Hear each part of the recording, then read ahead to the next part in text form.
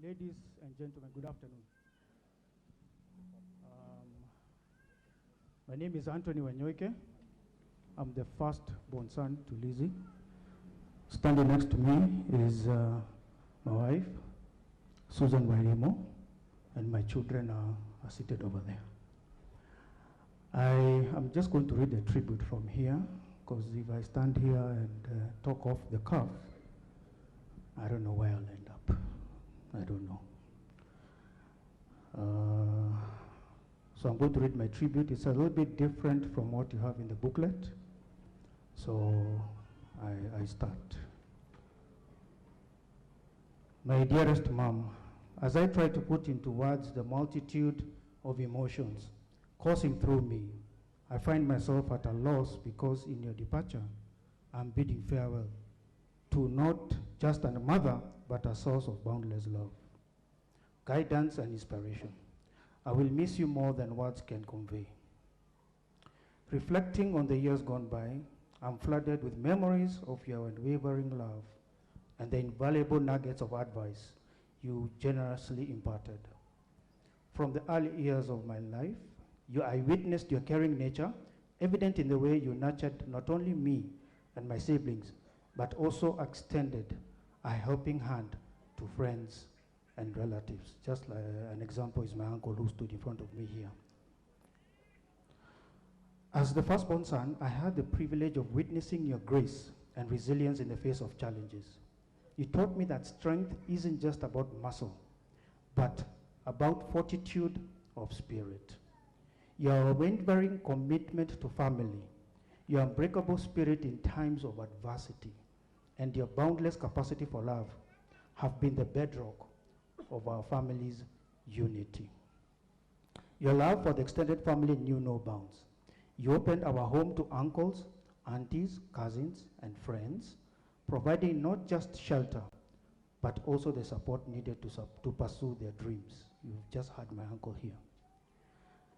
Your selflessness, and let me stress, she was unselfish, that I can attest, made you a dream maker, not only dreaming for yourself, but also helping others actualize their aspirations.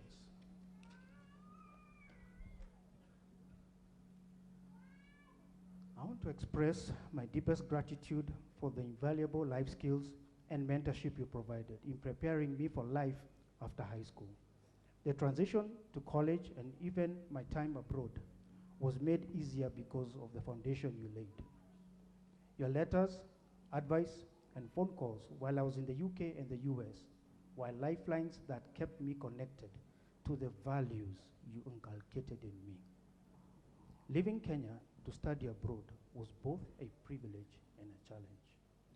Cognizant of your sacrifices that paved the way for that opportunity, the values you instilled in me, the emphasis on education, and the belief in my potential have fueled my aspirations and equipped me for the adventures that lie ahead. Your persuasive skills led me to leave my lucrative banking job in the USA to join NIBS College, a decision that I have never regretted. You became my boss, and I vividly recall a staff meeting where I mistakenly referred to you as mom. Oh boy. I remember that look till today. The look you gave me was a reminder of the boundaries between work and family, a balance you always maintained.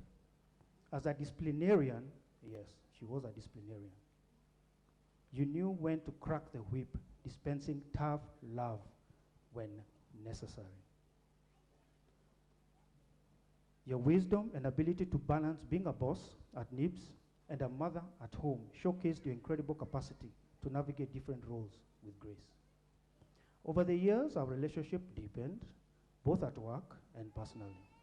I have witnessed your visionary leadership that steered NIBS to greater heights, giving birth to the Emory Hotel and the Lizzie Preparatory School.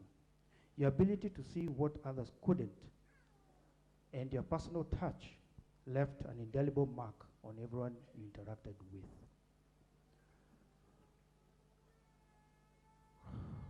Today, as we bid farewell, I do not say goodbye. I say thank you.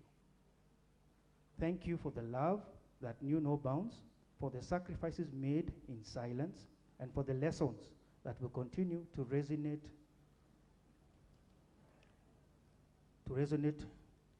in my heart. Your legacy is not just the memories we hold, but the indelible mark of love you have left on the tapestry of our lives. I am committed to carrying on your work to the best of my ability, making you proud. The task may be challenging, but with God by my side, I am determined to honor your legacy and continue the remarkable journey you began. Rest peacefully, dear Mom. Your love will forever be the guiding light that illuminates my path with eternal love. Rest in peace, Mom.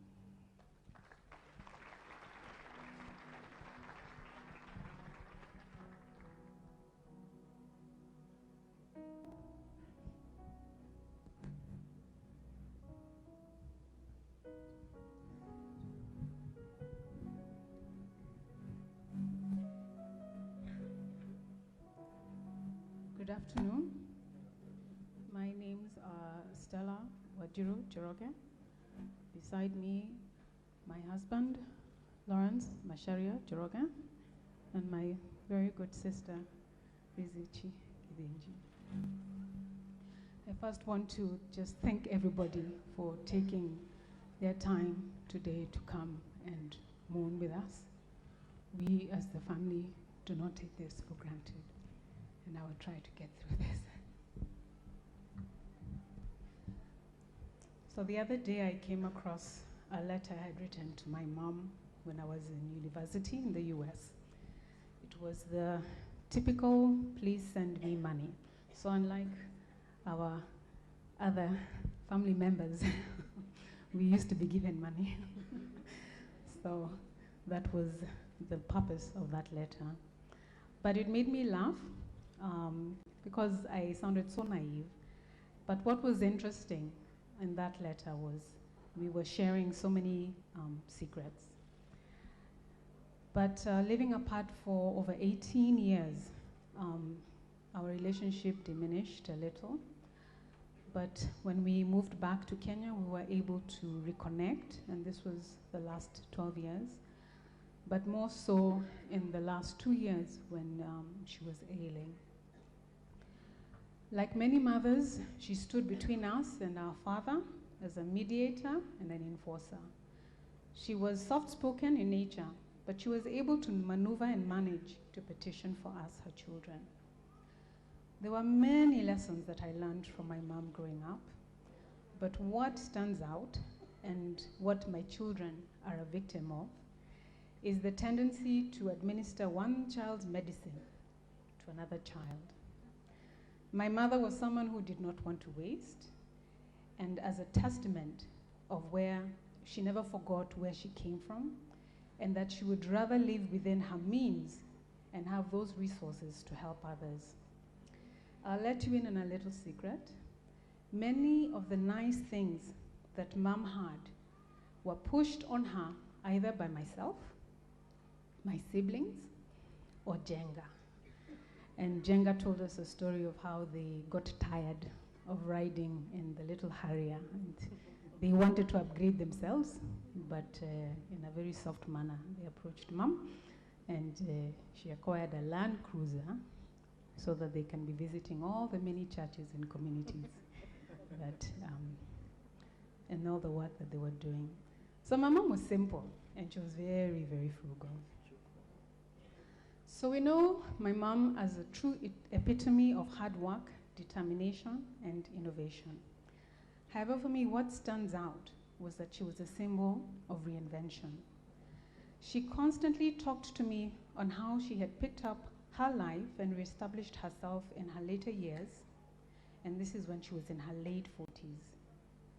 In fact, that was the carrot stick that she used to convince me to relocate back to Kenya, because at that time we were feeling that we were too old to change jobs, too old to do this, but she told me no, 40 is the new 20. So she convinced us to relocate, and we came and we joined her business.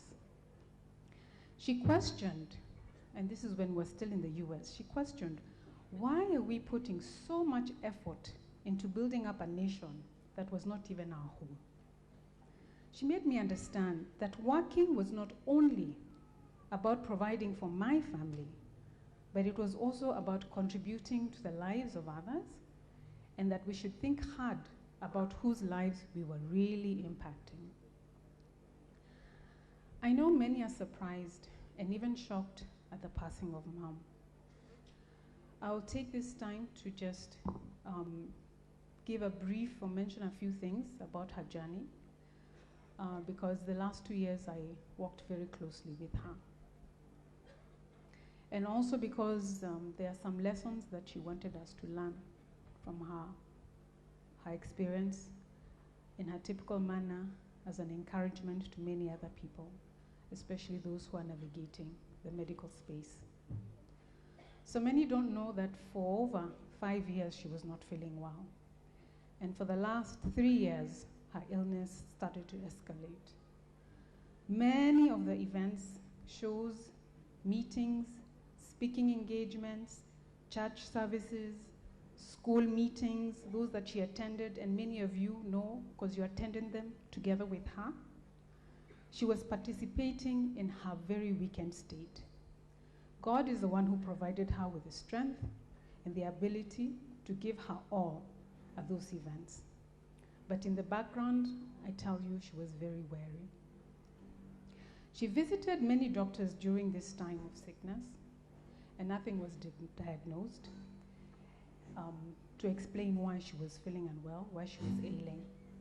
She spared no expenses, as you've already had, and we traveled to India, we traveled to the US, looking for different specialists, desperately trying to find out what was ailing her. And a conversation we had was, not knowing was worse than knowing.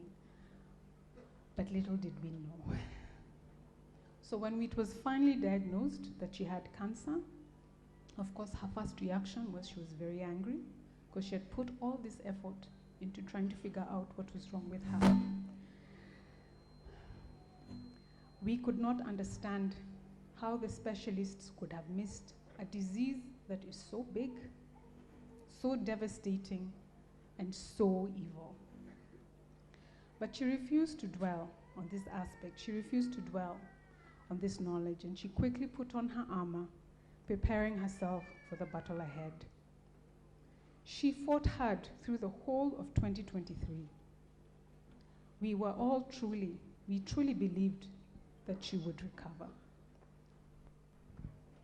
So the lessons she wanted us to take heed of: number 1, take full control of your health care.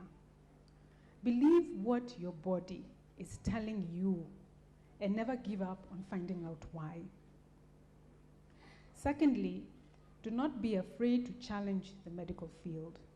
Let us not forget they too are practicing their craft, and they do not have all the answers.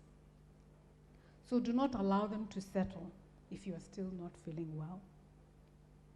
But most importantly, she wants you to know to put your trust in God. He is the miracle worker, the true healer, and the determinator of your life. Right now, we may feel that cancer has won.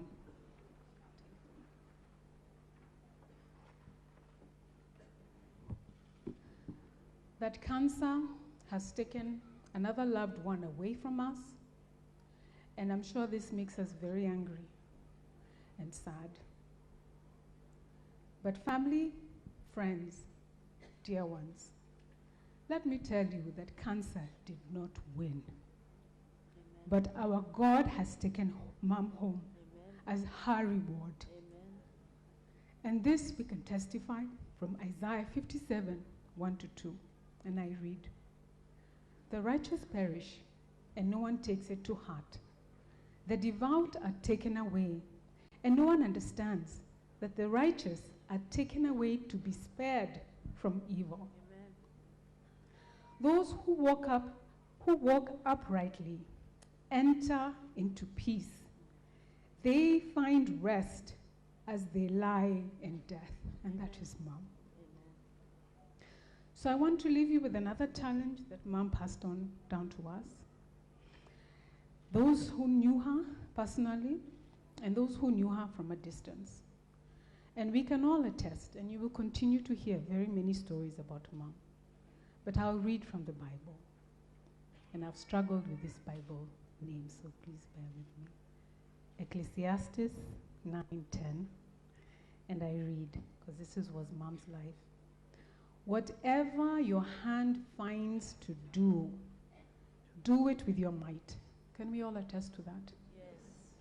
That was Mom. For there will be no work or device or knowledge or wisdom in the grave where you are going.